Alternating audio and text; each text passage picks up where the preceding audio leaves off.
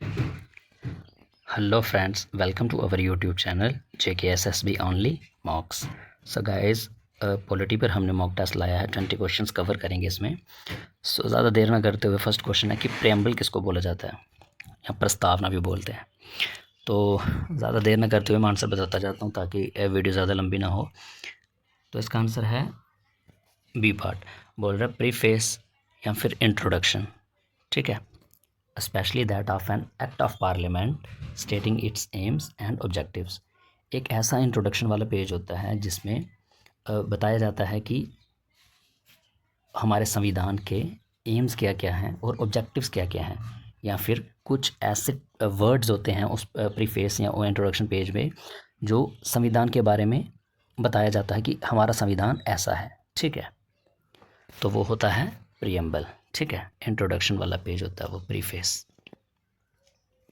फिर बोल रहा है कि भारत एक क्या है, सेकुलर स्टेट है, बाइलिंगुअल स्टेट है, कम्युनिस्ट है या कैपिटलिस्ट है.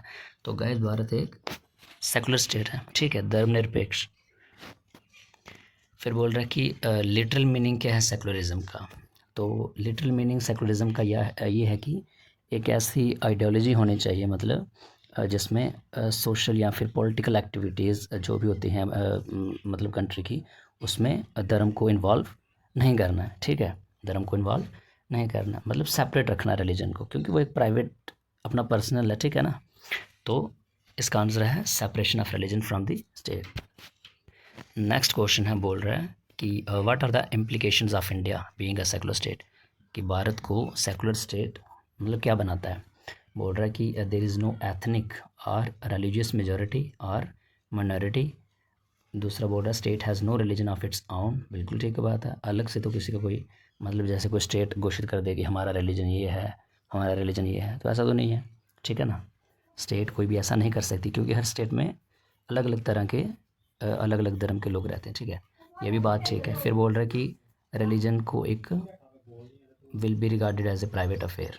कि जो धर्म है वो एक प्राइवेट अफेयर है, पर्सनल अफेयर. ठीक है. जाति मसला अपना हो. बिल्कुल ठीक बात है. तो इसका आंसर होगा ऑल ऑफ दी अबव. बिल्कुल ठीक बात बोल रहा है ये. ठीक है. सभी के सभी ये चीज़ें भारत को एक सेकुलर स्टेट बनाती हैं. ठीक है. किसी का कोई अलग से धर्म नहीं हो सकता, कोई स्टेट घोषित नहीं कर सकती हमारा यही धर्म है. बिल्कुल नहीं. और बोल रहा थर्ड पार्ट में कि रिलीजन जो है वो एक प्राइवेट अफेयर है. बिल्कुल ठीक बात है. फिर नेक्स्ट बोल रहा है कि जो भारत का संविधान है वो कौन से स्ट्रक्चर में है. तो गैस वो फेडरल स्ट्रक्चर में है. ठीक है. फिर बोल रहा है फेडरल सेटअप जो होता है गवर्नमेंट का, उसमें पावर्स जो डिवाइड होती हैं वो किन के बिटवीन होती हैं. तो सेंटर और स्टेट्स के बीच में होती हैं. ठीक है. सेंटर एंड द यूनिट्स में. नेक्स्ट बोल रहा है कि भारतीय संविधान का कौन सा ऐसा आर्टिकल है जो ये बताता है कि मतलब ऐसा होना चाहिए कि it shall be the Endeavour of every state. कि हर एक राज्य को मतलब ये कोशिश करनी चाहिए, प्रयास करना चाहिए क्या करने की कि मतलब प्रॉपर फैसिलिटी पर्याप्त फैसिलिटी दे. ठीक है. किसके लिए, जो भी इंस्ट्रक्शंस होती हैं वो प्राइमरी स्टेट ऑफ एजुकेशन जो बच्चों की है वो किस में हो, उनकी ही मातृभाषा में. ठीक है. तो ये आर्टिकल बताता है आर्टिकल 350A. ठीक है. सो नेक्स्ट क्वेश्चन बोल रहा है कि भारतीय संविधान जो है वो influence of the constitution of several countries. ठीक है. तो बोल रहा है which country exerts the greatest influence in the framing of the. हाँ, सिंपल भाषा में बोलें तो बोल रहा है कि directive principle of state policy जो है वो कहाँ से लिया गया है. ठीक है. आपको पता होगा ना कि भारतीय संविधान में बहुत सारी चीज़ें हैं जो अलग अलग कंट्रीज़ के कॉन्स्टिट्यूशन से भी उठाई गई हैं. ठीक है. मतलब बारू करी गई हैं. तो बोल रहा है कि directive principle of state policy कहाँ से लिया गया. तो गाइस ये लिया गया आयरलैंड से. ठीक है. नेक्स्ट क्वेश्चन बोल रहा है कि जो राष्ट्रपति होता है भारत का, वो उसका टेन्योर जो होता है वो कितने ईयर्स का होता है. तो 5 साल का ही होता है. ठीक है. फिर बोल रहा है कि president electoral college consist of. ये कौन होते हैं प्रेसिडेंट्स इलेक्टोरल कॉलेज. ये पता कौन होते हैं. ये होते हैं इलेक्टेड मेंबर पार्लियामेंट के और स्टेट लेजिस्लेचर के. ठीक है. मतलब जो यही जो लोग होते हैं ना, मतलब जो पार्लियामेंट के इलेक्टेड मेंबर्स होते हैं और जो स्टेट लेजिस्लेचर के, यही वोट डालते हैं तो फिर प्रेसिडेंट को बनाया जाता है. ठीक है. तो इलेक्टोरल कॉलेज जो प्रेसिडेंट इलेक्टोरल कॉलेज का मतलब यही है. ठीक है. फिर नेक्स्ट क्वेश्चन बोल रहा है कि अगर कोई विवाद हो किसके रिगार्डिंग, राष्ट्रपति की इलेक्शन के रिगार्डिंग, तो वो फिर विवाद वो मसला कहाँ जाएगा, किसको रेफ़र किया जाएगा. तो वो मसला जाता है फिर सुप्रीम कोर्ट में. ठीक है. नेक्स्ट क्वेश्चन है बोल रहा है कि अगर राष्ट्रपति ने रिज़ाइन देना है तो वो अपना रेजिग्नेशन जो लेटर है वो किसको सौंपेगा, किसको देगा, वो वाइस प्रेसिडेंट को दे देगा। ठीक है। नेक्स्ट क्वेश्चन है कि जो प्रेसिडेंट है, द प्रेसिडेंट शुड, तो वो क्या नहीं होना चाहिए, वो किसी भी हाउस का वो मेंबर नहीं होना चाहिए। कौन? राष्ट्रपति। ठीक है।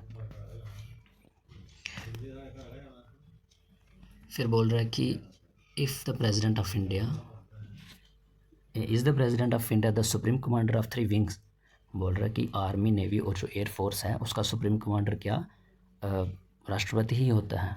तो बिल्कुल ठीक बात बोल रहा है, सुप्रीम कमांडर राष्ट्रपति ही होता है। ठीक है। ऐसे तो डिफेंस मिनिस्टर भी बनाया जाता है, लेकिन सुप्रीम कमांडर राष्ट्रपति ही होता है। ठीक है। डिफेंस मिनिस्टर सुप्रीम कमांडर नहीं होता है वो। ठीक है। अच्छा, तो बोल रहा है कि अगर किसी ने वाइस प्रेसिडेंट के लिए इलेक्शन में मतलब हिस्सा लेना है, ठीक है, तो बोल रहा है कि जो भी कैंडिडेट होगा वो कितने साल का होना चाहिए। ठीक है।